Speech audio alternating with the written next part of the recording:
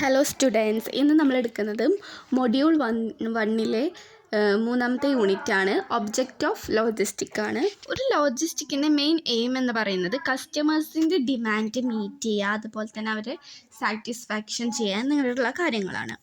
അപ്പോൾ ഒന്നാമത്തെയാണ് timely delivery of product.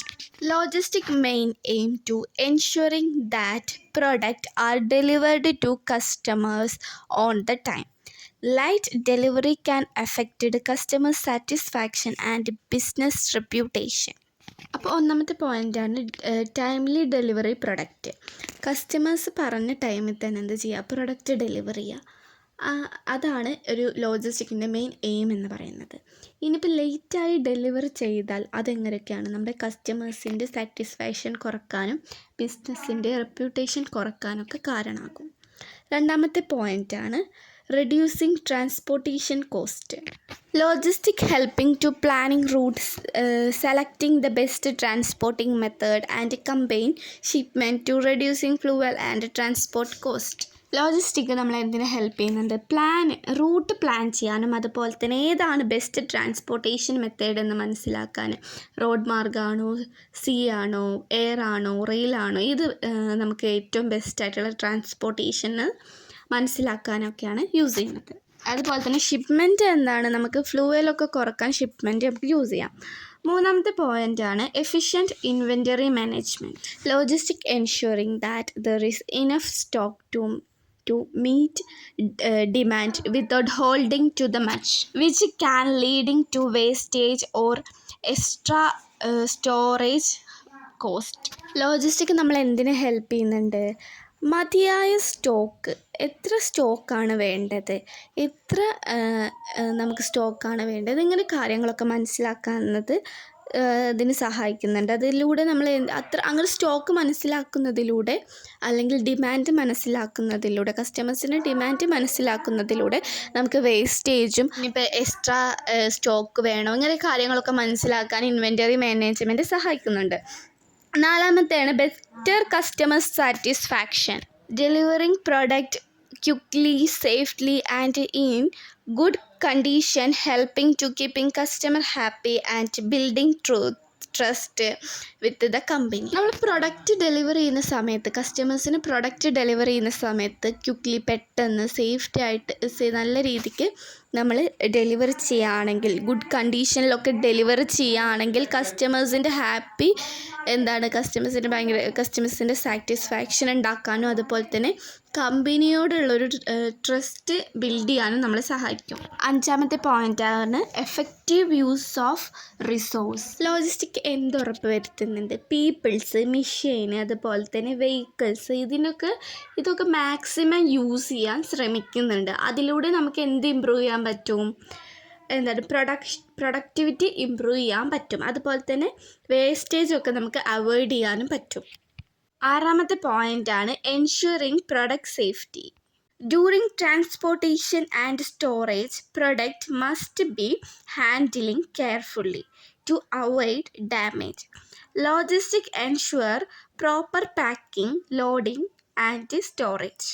Ensuring product safety എന്ന് പറയുന്നത് ട്രാൻസ്പോർട്ടേഷൻ സമയത്ത് അല്ലെങ്കിൽ സ്റ്റോറേജ് സമയത്ത് പ്രൊഡക്റ്റ് എങ്ങനെയാണ് കെയർഫുള്ളായിട്ട് നമ്മൾ ഹാൻഡിൽ ചെയ്യുക. നല്ലൊരു പാക്കിങ്ങും അതുപോലെ തന്നെ നല്ലൊരു സ്റ്റോറേജിങ് ഒക്കെ ചെയ്ത് വെച്ചാൽ നമുക്ക് പ്രൊഡക്റ്റ് ഭയങ്കര സേഫ്റ്റായിട്ടിരിക്കും. ഏഴാമത്തെയാണ് maintaining quality. Some goods like food or medicine needs special handling. Logistic ensuring that is temperature, humidity and hygiene are maintained properly. Quality maintain ചെയ്യുക എന്ന് പറയുന്നത് എന്താണ്?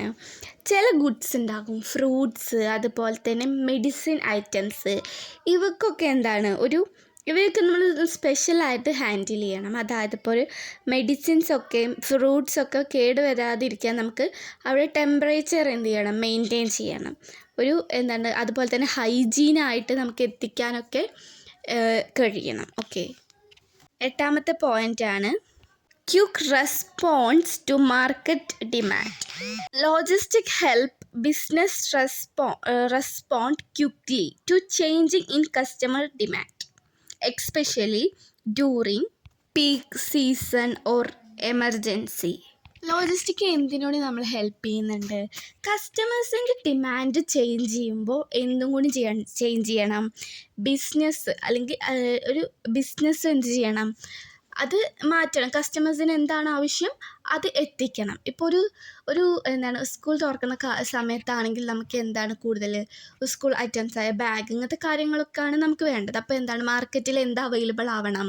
ബാഗ്, ബുക്ക് ഇങ്ങനത്തെ കാര്യങ്ങളൊക്കെ അവൈലബിൾ ആവണം. അതാണ് quick response to market demand എന്ന് പറയുന്ന പോയിന്റ്. 9ാമത്തെ പോയിൻ്റാണ് supporting production activity. Logistic ensure timely supply of raw materials and component to factory. So production continues smoothly without delays. Production ആക്ടിവിറ്റിയെ സപ്പോർട്ട് ചെയ്യാമെന്ന് പറയുമ്പോൾ ലോജിസ്റ്റിക്കിൽ ടൈംലി നമുക്കൊരു ഫാക്ടറിയിൽ ടൈംലി എന്തെത്തണം? റോ മെറ്റീരിയൽസൊക്കെ എത്തണം. ഒരു പ്രൊഡക്ഷനായിട്ട് ആവശ്യമായിട്ടുള്ള റോ മെറ്റീരിയൽസൊക്കെ എന്താണ് ടൈംലി എന്ത് ചെയ്യണം? സപ്ലൈ ചെയ്യണം. എന്നാലേ നമുക്കൊരു സ്മൂത്തായിട്ടുള്ളൊരു പ്രൊഡക്ഷൻ അവിടെ നടക്കുകയുള്ളൂ. 10ാമത്തെ പോയിൻ്റാണ് reducing lead time. Lead time is the time between receiving an order and delivering the product. Logistics helps reducing this time to increasing customer satisfaction. Leading time എന്ന് പറയുന്നത് എന്താണ്? റിസീവ് ചെയ്യുക, നമ്മൾ ഓർഡർ റിസീവ് ചെയ്യുക, delivery product ഇതൊക്കെ late ആയാൽ എന്താണ്ടാവുക? കസ്റ്റമേഴ്സിൻ്റെ satisfaction കുറയും. എന്നാൽ ലോജിസ്റ്റിക് നമ്മൾ എന്തിന് ഹെൽപ്പ് ചെയ്യുന്നുണ്ട്? ഇങ്ങനെ ലേറ്റ് ആവുന്ന ടൈം റെഡ്യൂസ് ചെയ്യുകയും അതിലൂടെ എന്ത് ഇൻക്രീസ് ചെയ്യിപ്പിക്കുന്നുണ്ട്? കസ്റ്റമേഴ്സിൻ്റെ സാറ്റിസ്ഫാക്ഷൻ ഇൻക്രീസ് ചെയ്യിപ്പിക്കുന്നുണ്ട്. 11ാമത്തെ പോയിൻ്റാണ് improving supply chain coordination. Logistic connected supplier, manufacturer, warehouse and retailer. Better coordination among this part ensuring smooth operation. Logistic ആരൊക്കെ കണക്ട് ചെയ്യിപ്പിക്കുന്നുണ്ട്? സപ്ലയറേയും മാനുഫാക്ചറേയും വെയർഹൗസറേയും അതുപോലെ തന്നെ റീറ്റെയിൽസറൊക്കെ എന്ത് ചെയ്യുന്നത്? കണക്ട് ചെയ്യുന്നുണ്ട്. ഇതിലൂടെ നമുക്ക് എന്ത് ചെയ്യാൻ പറ്റും? ഒരു ബെറ്ററായിട്ടുള്ള സ്മൂത്തായിട്ടുള്ള ഓപ്പറേഷൻ നടത്താൻ പറ്റും. ഓക്കെ, പ്രൊഡക്ഷനിൽ ഒരു സ്മൂത്തായിട്ടുള്ള ഓപ്പറേഷൻ നടത്താൻ പറ്റും. 12ാമത്തെ പോയിൻ്റാണ് sustainable and echo-friendly operation. Modern logistics also focusing on reducing environment impact by using fuel-efficient vehicle, recyclable packing and energy-saving method.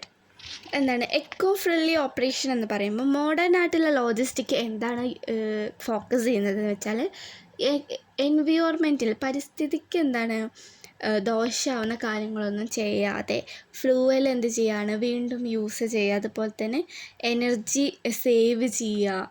കൂടുതലായിട്ട് നമ്മൾ ഓവറായിട്ട് എനർജി ഒന്നും വേസ്റ്റ് ചെയ്യാതെ എനർജി സേവ് ചെയ്യുക. അതുപോലെ തന്നെ നമ്മൾ സോളാറൊക്കെ യൂസ് ചെയ്യുക. അങ്ങനത്തെ കാര്യങ്ങളൊക്കെയാണ് ഇവിടെ പറയുന്നത്.